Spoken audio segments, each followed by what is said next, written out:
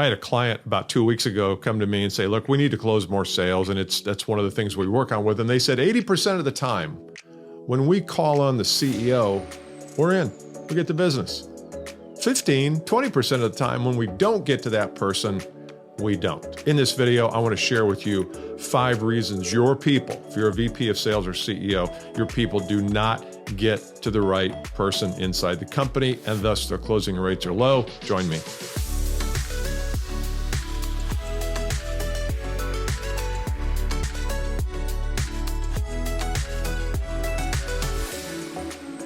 Hey, Bill Caskey here, back for another episode of the Bill Caskey Podcast, live on YouTube.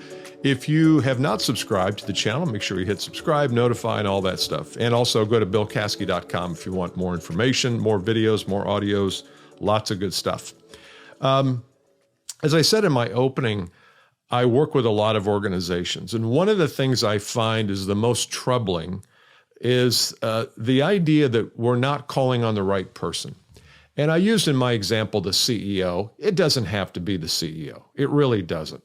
So if you're a CEO or VP of sales watching this, I'm going to share with you some of the things that your people are missing and why they're not able to get to that person. So point number 1 to why your people are not getting in front of the right people is they're uncomfortable having different conversations.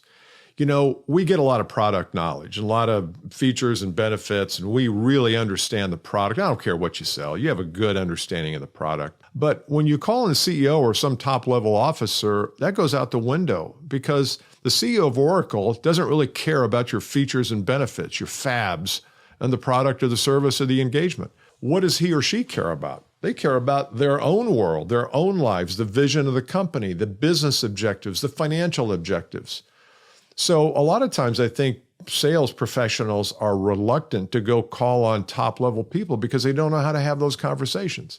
So point number 1 is you've got to have those conversations. Here's a fix for that. I want each of your people, or you if you're watching this in a performer, to go interview 5 CEOs. They could be 3 or 4 of your client CEOs. They could be your own CEO. But I want you to interview them, and I want you to understand the kinds of conversations they want to have when someone calls on them. And they will probably tell you they don't want to have a feature benefit conversation. They want to know, how are you going to help me make my quarterly numbers, or make this, create this, help the stock price, or meet my financial objectives, and meet my personal income objectives. That's fine too. So that's point number 1, is you've got to have different conversations, get your people comfortable having those. The way you do that is to have them interview and report back and say, here's what I learned. Heck, I can have those conversations because you can. Everybody can. We just sometimes don't know how to do it. The second reason we don't get in front of CEOs or high-level people is we have nothing of value for them. We have not created anything of value for that person. So one of the reasons I'm shooting this video is because I want to connect with more VPs of sales and CEOs. And the reason I'm doing this way is because I want to help those VPs and CEOs to think differently about their people and their business. And I think this will be helpful. If I want to reach out to a CEO, I might just send them a copy or a link to this video, because I want them to know that I understand their dilemma and their plight. And so you need the same thing. Your people need something that speaks to the high-level person, not a feature and benefit sheet, not a product spec. They don't care about that. You kidding me? Product specs. What they care about is, again, back from number 1, is whatever they care about, that's what you should be publishing on.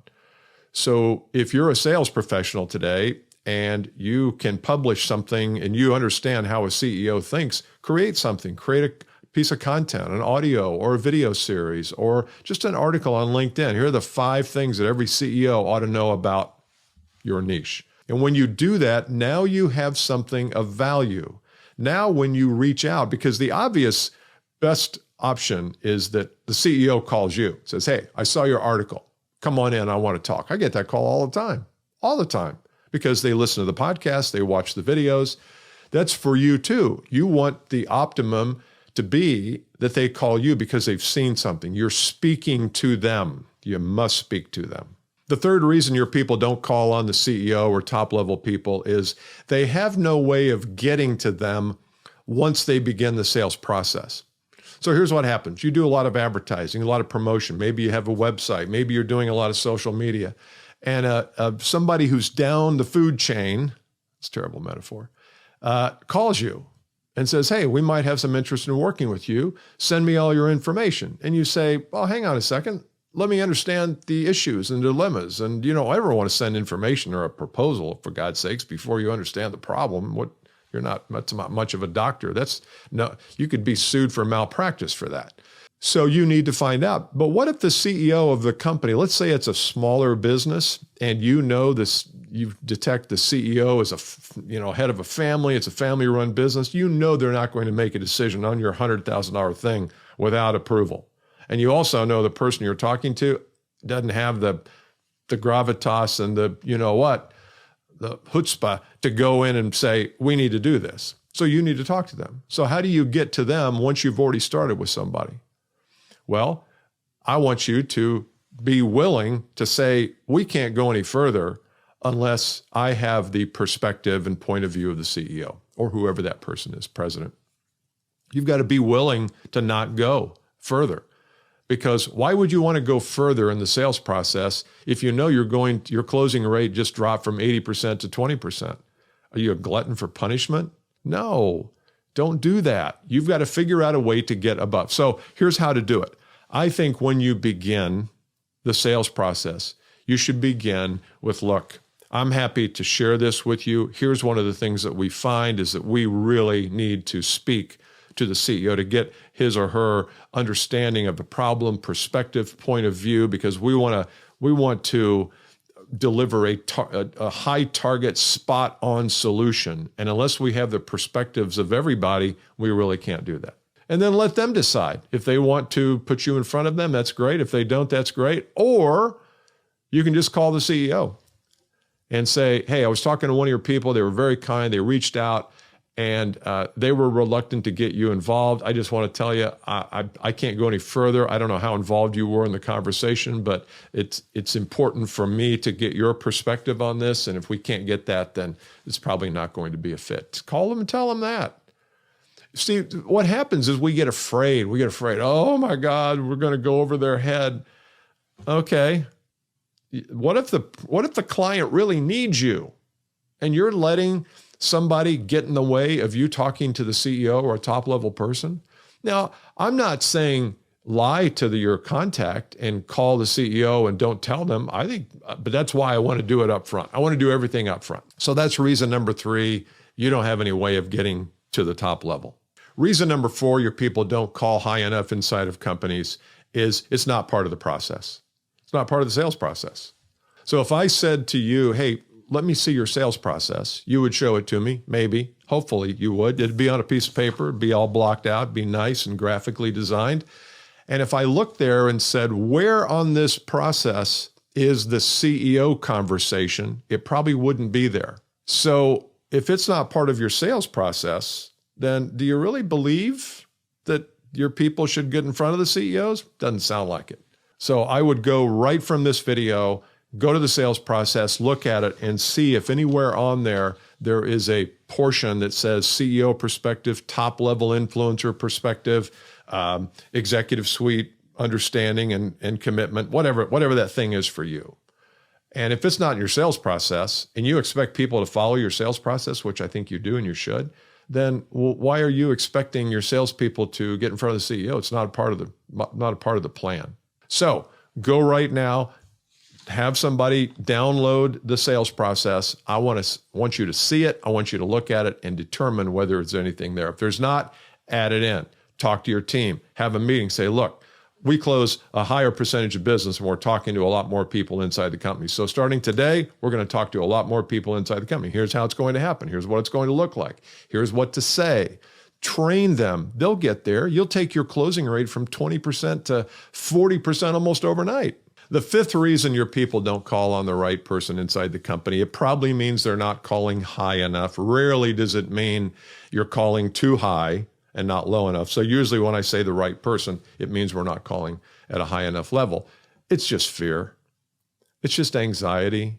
We're not used to talking to that person and we think that person has some kind of magic or doesn't have any pain or problems or doesn't have any dilemmas in their life, trust me. I've talked to a lot of CEOs, a lot of VPs of sales, a lot of higher level people. They have every bit as many problems as you have, maybe more. Maybe they're bigger. Maybe they're not as numerous, but maybe they're involve more money. So we have to get out of that fear. Here's how to get out of the fear and how to teach your people how to get out of it is you need to change your intention. One easy way to get out of fear is to change your intention. If your intention is to impress the CEO or sell something or make sure that they love you and applaud when you walk in the room, that's a terrible intention. You can't control that. What you can control in terms of your intention is becoming clear about who you're going to help. And your intention is to be useful and helpful and resourceful to this person. And if you can do that, fear goes away. Fear evaporates. And I know if you talk to your people today and you say, hey, who's afraid in here? Who has anxiety? Nobody's going to raise their hand, especially in a group. Here's what I would ask instead. Where in the sales process, when you're starting to move into talking to the CEO or a top-level person, do you feel the most anxiety or bewilderment or just nervousness or angst or whatever word? When? Not do you, when? When do you? Here's what your people are going to say. They're going to say, well, I feel the most when I'm calling on one level person and I know I need to get to the other person. I don't know how to bring it up. Okay, great. Now we'll fix that. We'll fix that by becoming clear. So fear, anxiety is always part of it. One way to fix that, get your intent changed from being a you-focused intent, me-focused, to a you-focused intent, meaning the prospect. I hope you've enjoyed this. I want you and your people to succeed in the marketplace. And I know one way to do that is to raise your standard of who you're calling on. I see it all the time. It permeates everything. And I think it's because we're just a little bit anxious. And so hopefully these 5 things today have given you some things to work on. And I will talk to you next time. Make sure you subscribe if you haven't, and go to BillCaskey.com if you'd like more information on some of the work we do. See ya. Bye.